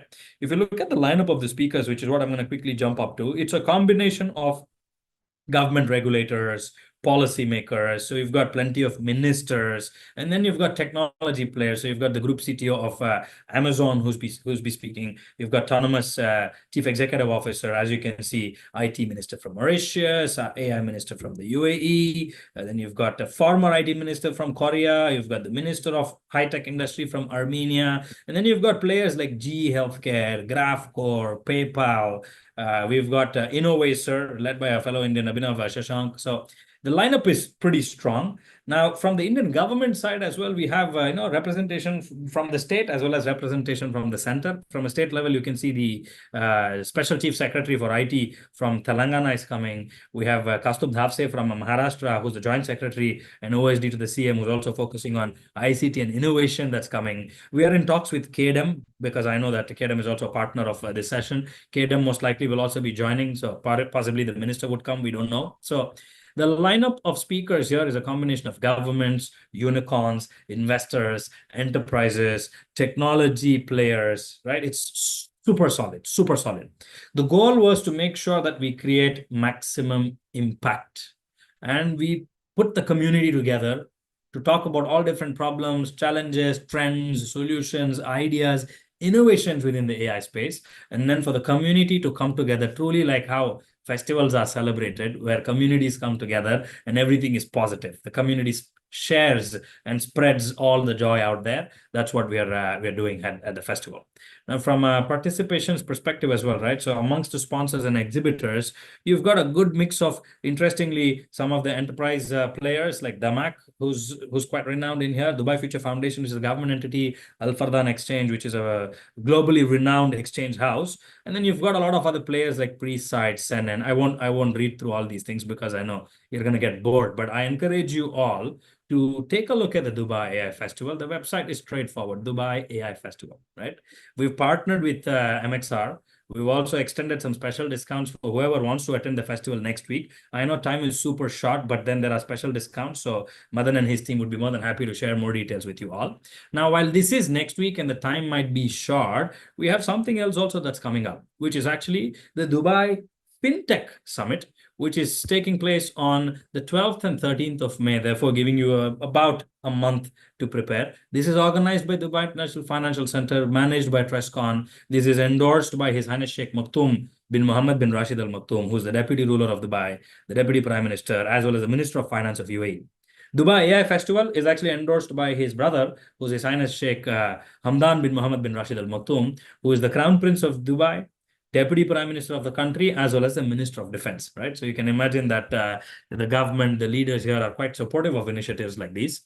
Dubai FinTech Summit was launched in 2023, has become one of the top 3 FinTech events in the world. Again, it brings together about 8,000 odd people from around the world, 1,000 plus investors, 300 plus speakers, 4 different stages, 200 plus exhibitors and sponsors. Like, it's huge, right? This is where we are actually talking about the future of FinTech, the future of finance. And the theme this year is FinTech for all. Therefore, we invite all of you to also explore what's happening at the FinTech Summit. There's exhibition, there are conference sessions, of course, fireside chats, panel discussions, innovation workshops, roundtables, dialogues, MOU signings. There is so much that's happening, including a FinTech World Cup. Again, similar to Future Tech World Cup, FinTech World Cup focuses on startup pitch competition, particularly for fintechs. Last year, during the grand finale at the FinTech World Cup, we announced investments or investment commitments worth $9.25 million, which is huge, right? So there were startups coming from pretty much all around the world to be part of the grand finale, not necessarily so much to get the funding, but just to be part of the grand finale and get the exposure for the type of serious investors, the type of serious businesses that were participating there. So again, if you're a startup in the fintech space, it'll be quite interesting for you to figure out. I will skip through all these things. I think it goes without saying, if there is a global fintech gathering, and if you're in the fintech, financial innovation, or finance space, you've got to be there because trends are changing, the landscape is changing, and it's important that you don't just catch up with the bandwagon, but you're actually predicting, staying ahead of the curve, building your network, building your different communities, right? As you can see, the type of people that are coming is crazy. The who's who, governors, ministers, global banking CEOs, a lot of those top ranking officials will be at the Dubai FinTech Summit. So if you are in the BFSI and fintech space, you've got to be there. From a branding standpoint, banks are partnering with us, tech companies are partnering, insurance companies are partnering. Of course, you also need to have the fintech players and the tech players that you're seeing on the screen, right? It's interesting because 8 to 10 years ago, some of these, especially banks, used to see fintechs as competition, but today banks are proactively supporting a fintech initiative. That shows that we've reached a maturity level where the community has learned to work together. The community has learned to grow together. Banks are investing in startups, setting up their own innovation funds. Startups are helping banks actually accelerate faster, change some of their incumbent policies or practices, even in fact going all the way up until their core banking system and whatnot, right? So it's beautiful to see the harmony and the symphony that's happening. And I think this is also pretty interesting because more often than not, when we speak of AI, people are worried about, is it going to shake the incumbents? Is it going to disrupt a few industries? Answer is, of course, yes, it will. But companies, industries, and all of us as communities and economies, we will learn to coexist. We will evolve together. But if we are rigid and if we are unwilling to change, I think that's where the challenge starts, right? So at the Dubai FinTech Summit, we are also changing the mindset. We are educating people about the landscape. We're promoting collaboration. We are facilitating introductions, meaningful meetings, be it for capital raise, be it for business development, be it for market and market access penetration, be it finding mentors and partners or whatnot, right? So you can see the type of companies and brands that are backing it up. Again, in the interest of time, I'm not going to talk about each and every one of them. From a speaker standpoint, as I told you, there's a combination of different speakers, but some of them, if I were to cherry pick, I'm proud to say that Her Excellency or Honorable Minister of Finance from India, Srimati Nirmala Sitharaman, will be speaking at the summit. So she's coming all the way from New Delhi to join us here. We've got the Deputy Prime Minister of Croatia, who's also the Finance Minister of Croatia, His Excellency Marko Primorac. They'll be speaking. As you can see, there are lots of governors, lots of different ministers. You've got Vijay Shekhar Sharma, the founder and CEO of Paytm, that's also coming. You've got Ashok Aswani, the managing director and CEO of Kotak Mahindra. So banks, fintechs, regulators, innovators, investors, different countries, representation from Africa, from Europe, from Central Asia, from South Asia, Middle East and Africa, goes without saying, North and South America. Truly, the world is coming to Dubai on the 12th and 13th. Global banking financial leaders, fintech leaders, financial innovation leaders are coming to Dubai to help shape the future of fintech and finance. So if this excites you, which I hope it does, we encourage you to register. There's a QR code on your screen. You can always scan and register right away. If not, you can reach out to Madan and his team, who I'm sure will be more than happy to give you as much information as you want.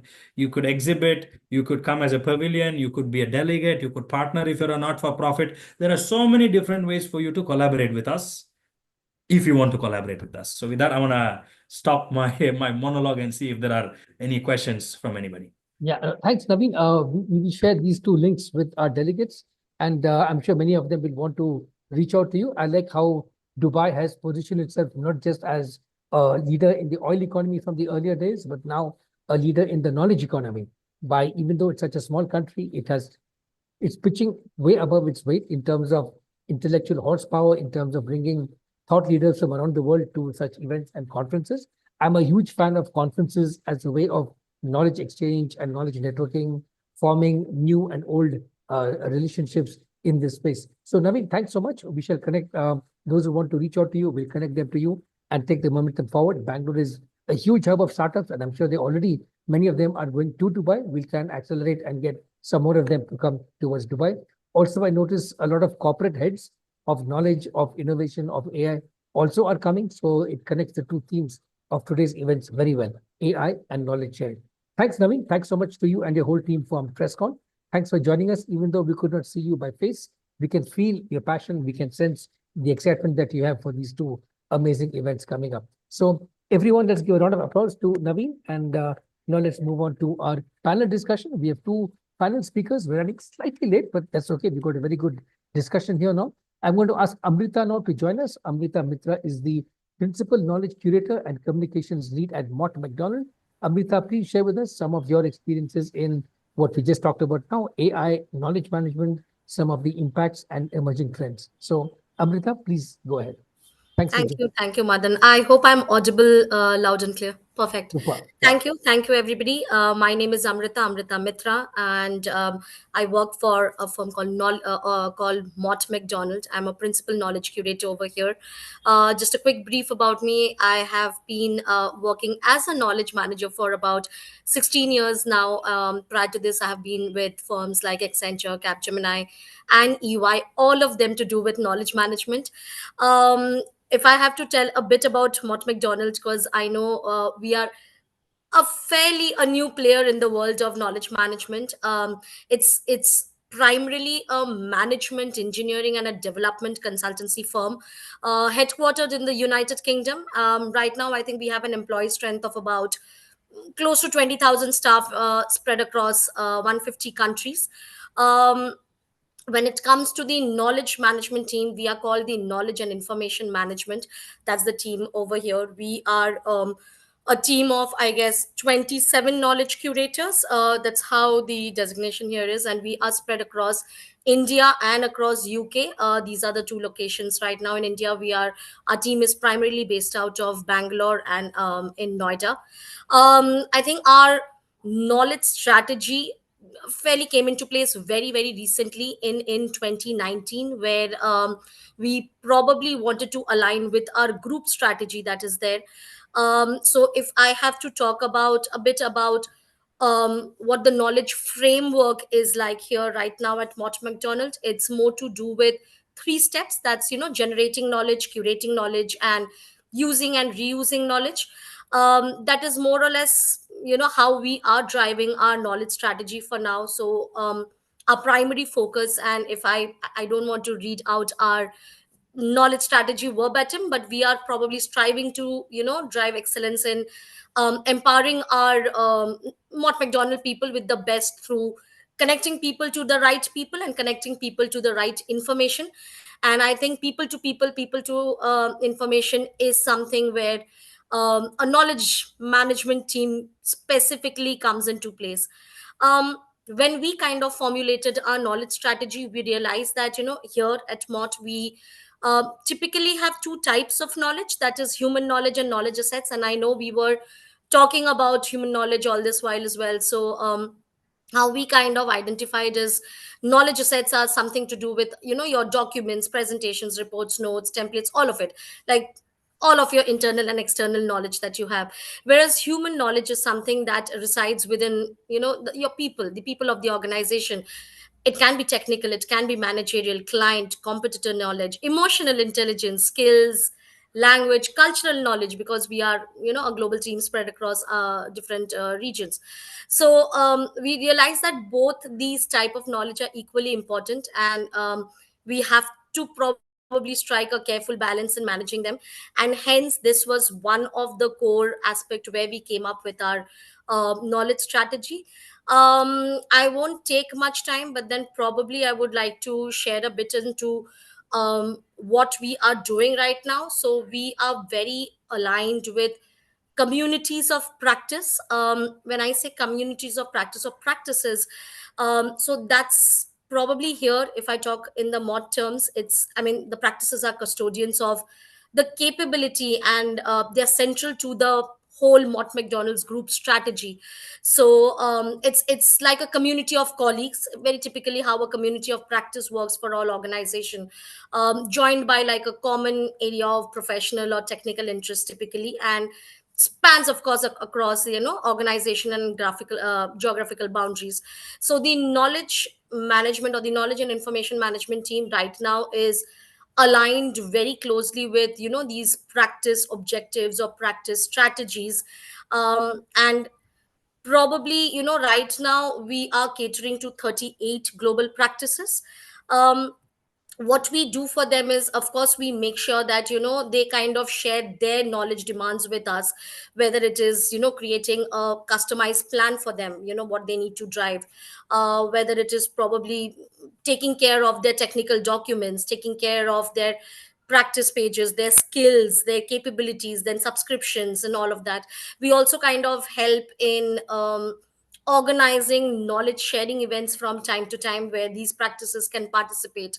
I think some of the key achievements is, and this is where our AI will come in places. We recently kind of launched the knowledge repository. We are still, like I said, we are still new in the market, but then we'll get there. We've recently launched our knowledge repository, which we've enabled it with like a smart search functionality. We of course have a keyword based search engine, and we have also integrated it with a AI powered virtual assistant, of course, with searches all across, the intranet that is there, across the repositories, across these communities of practices, also personal documents, all of it. So I think more or less, if I have to tell a little bit more, that's how our journey has been. We've completed right now, I just spoke about the team, which we have our team in place. We are probably taking baby steps, but then we hope to reach there soon, when it comes to managing knowledge of our organization, improving the workflows, integrating with AI at a large scale. So a lot of work happening around that, but yes, if there are any questions or any curious queries, I would be happy to take and answer that with respect to my company and the knowledge strategy. Fantastic. That's very good insights. Amrita, can you share a bit about how big is your team? How many are full-time, part-time in this KM role? And Yes. yeah.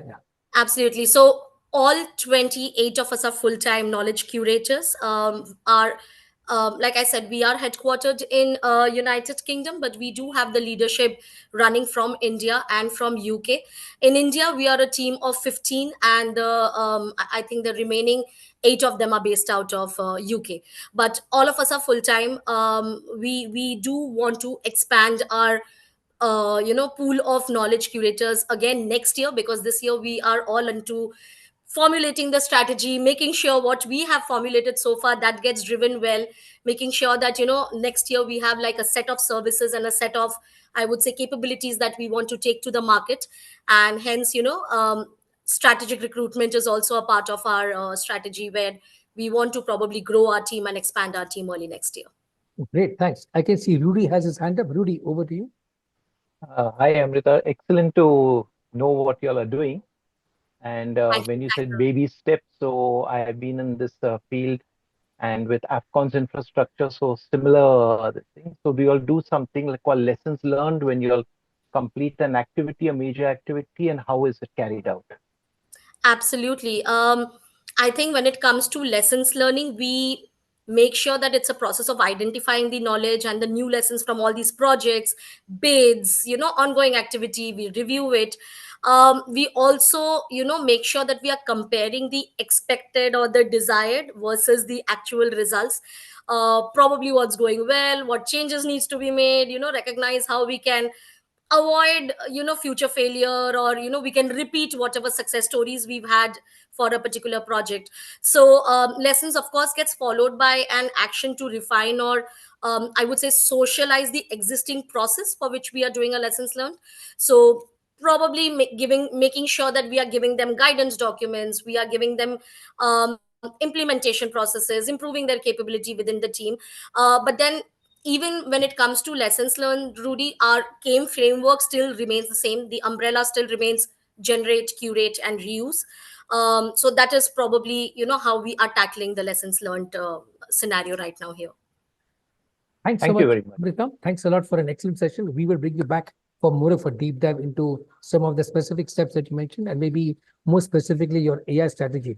Thanks again, everyone. A big round of applause, please, for Amrita Thanks. for joining us today and sharing some of her hard-earned lessons. One of our last speakers now is Ishita Sharma, managing partner from Fathom Legal.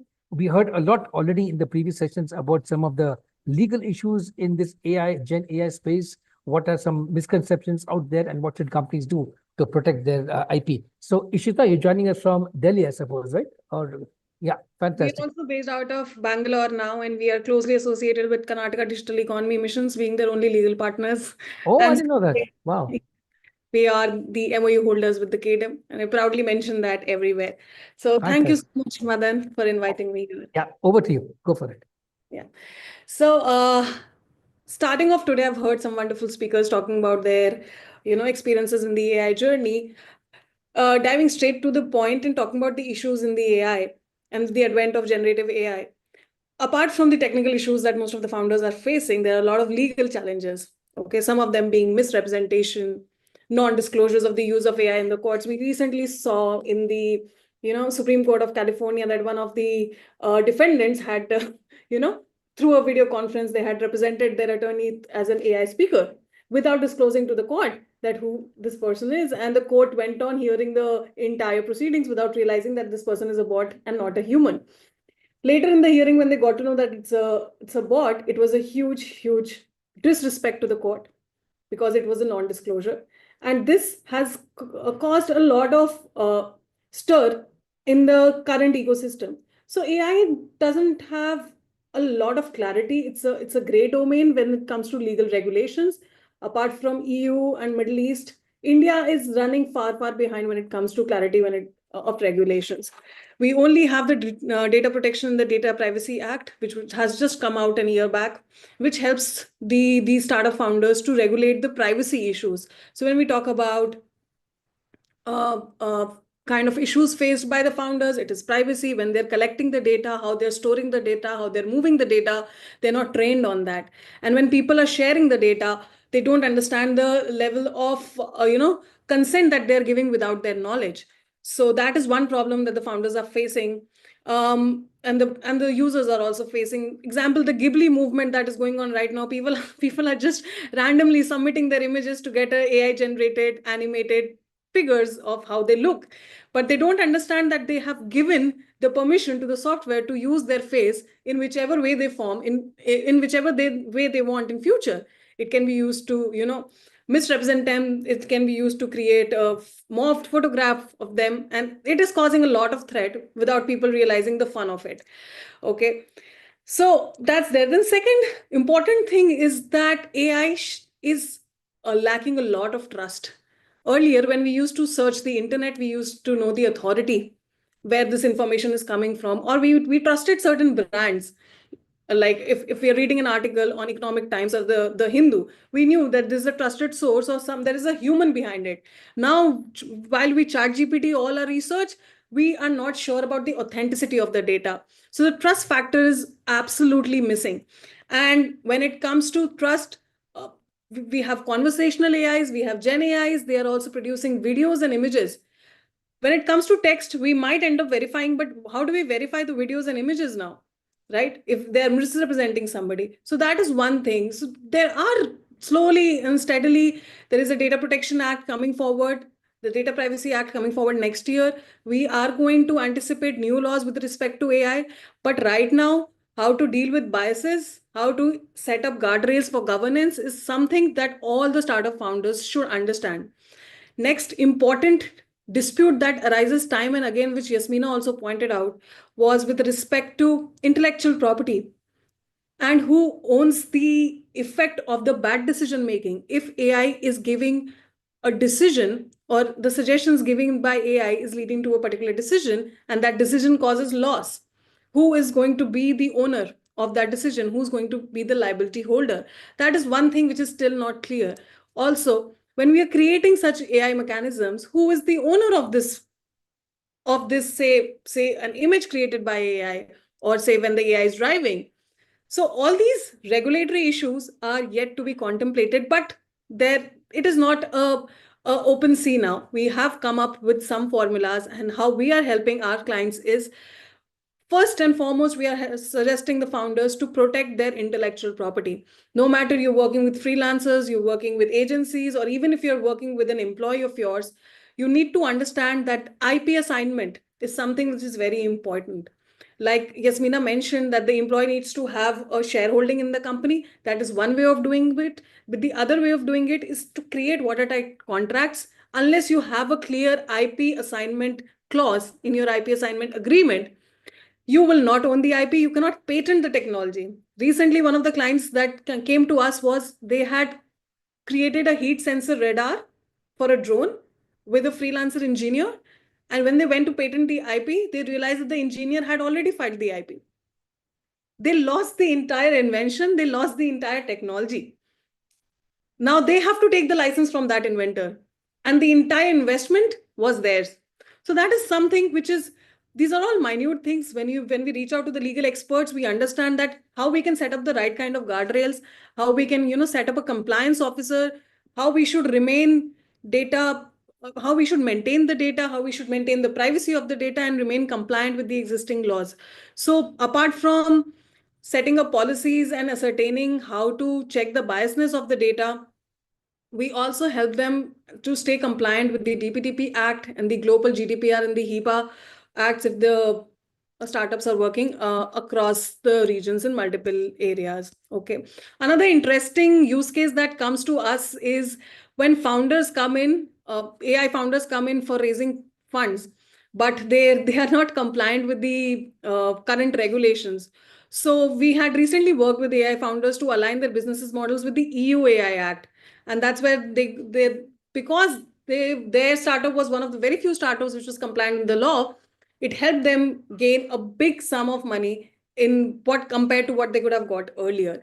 So the legal guardrails are very important to establish and understand. IP protection and clarity is must for all the founders to ensure that their product is legally proof and compliant with all the regulations globally. So that's the long and short, the kind of problems that are faced by most of the founders and people: misrepresentation, deep fakes, trust issues. A lot is going on around, but people are not stopping. The technology is growing at a very, very fast pace. Even the lawyers are clueless what to do, what not to do. We are also paving our way as and when with the speed of the technology, and trying to come up with the best possible solutions while the Indian government catches up with the pace in its own sweet time. That's my time, Madan. Happy to answer any questions. Fantastic, Ishita. That was a mini masterclass on all the legal issues around AI and data and so on. So do you have any research documents that you can share afterwards?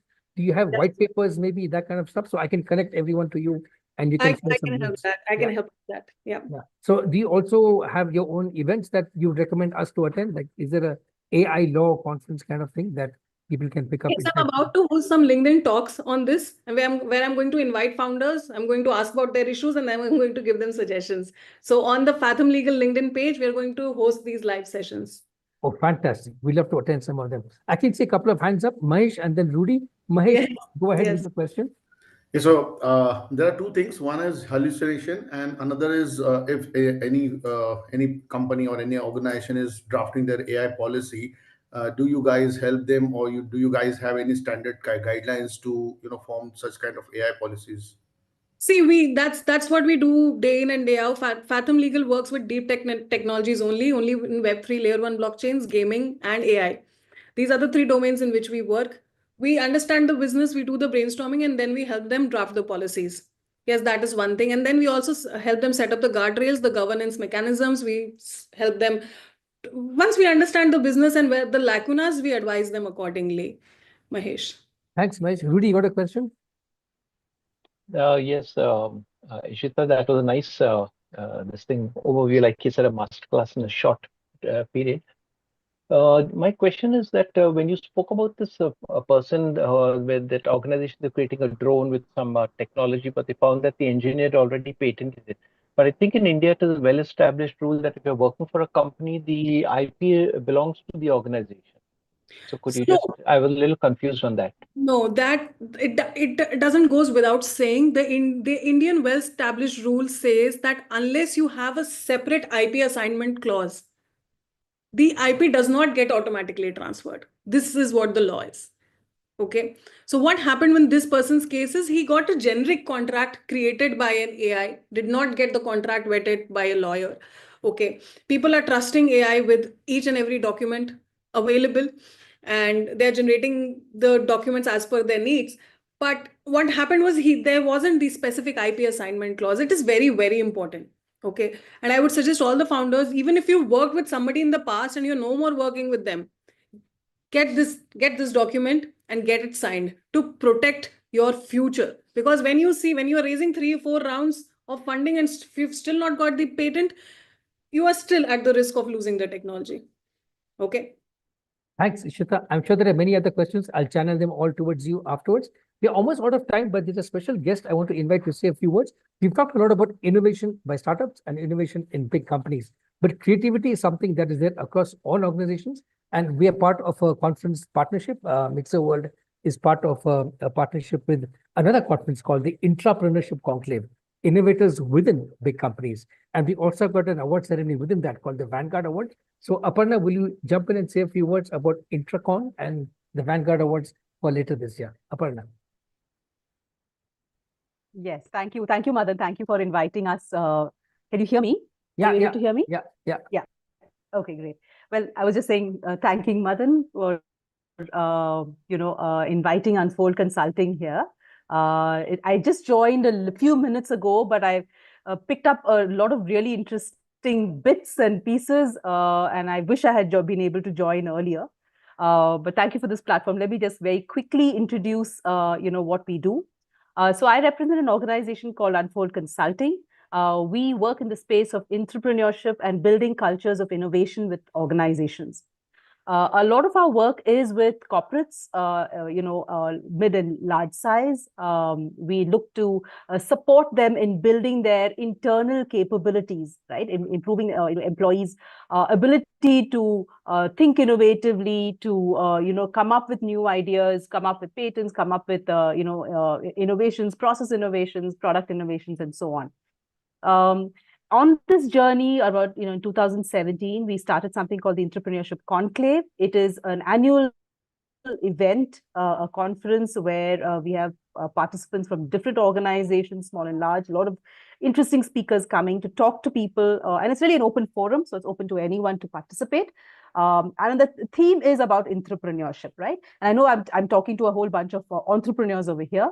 But we believe that there's a lot of cross-pollination. There's a lot of learning that can happen from entrepreneurs to entrepreneurs and vice versa. So this is a platform that I'd like to present before all of you. The 7th conclave is coming up in September this year. Oops, I think we lost Aparna. And through Madan and Mixer World, I'd be happy to participate. Are you unable to hear me? Yeah, your video is freezing. Hello? Maybe cancel the video. Your video is freezing a lot. Yeah, sure. Is this better? Yeah, we can hear you. Yeah, go ahead. Okay, right. So I was just sorry, we lost you again. Okay, unfortunately, saying that our entrepreneurship conclave is coming up in September. Hello? No, Aparna, your voice is breaking up a lot. I'll invite you. Are you able to hear me? Yeah, a bit now. Maybe you can just speak in 1 minute because your voice keeps breaking up. Okay, yes. Yeah, so the conclave is coming up in September.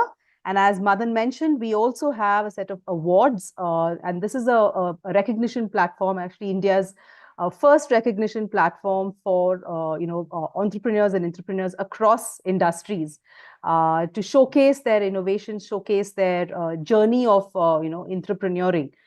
So we have one special category which is for entrepreneurs, and we're looking at the culture of innovation. How are startups building a culture of innovation? So again, I do have just a minute, so I'm not going to be able to go into details of this. But it is, I'd like you all, it's really an open invitation for everyone on this call to explore and participate. I will share further details through Madan and Mixer World. Once the awards nomination is open, I invite all of you to participate. It's a very simple process, and the ceremony, etc., for winners will be held during the conclave. So I'm looking forward to see some of you at least, in that conclave. Yeah. Thank you, Madan. Thanks so much. I should also give a shout out to Sumant Sood. Sumant, just wave out this. Sumant is the, I think, ex-head of innovation at Titan, a big part of the whole innovation system in the Tata Group, and he's been a big part of the entrepreneurship conclave. So clearly, creativity is a big part of startups. It's a big part of large corporations also. And these awards and this conference helps bring it all together. And Ishita, there's a big IP angle there also. Who owns the IP of things which are created by cross-company collaborations and things of that sort? So I'll bring you into the loop for that event as well. We're almost out of time now. I was just going to say that, Madan, it would be very nice to get connected with Ishita, the whole legal angle. Yes. And many of the people in this event. Yeah, absolutely. Sure. And Sumant also. And we're out of time now, but let me ask my colleague Manasvi to give the vote of thanks.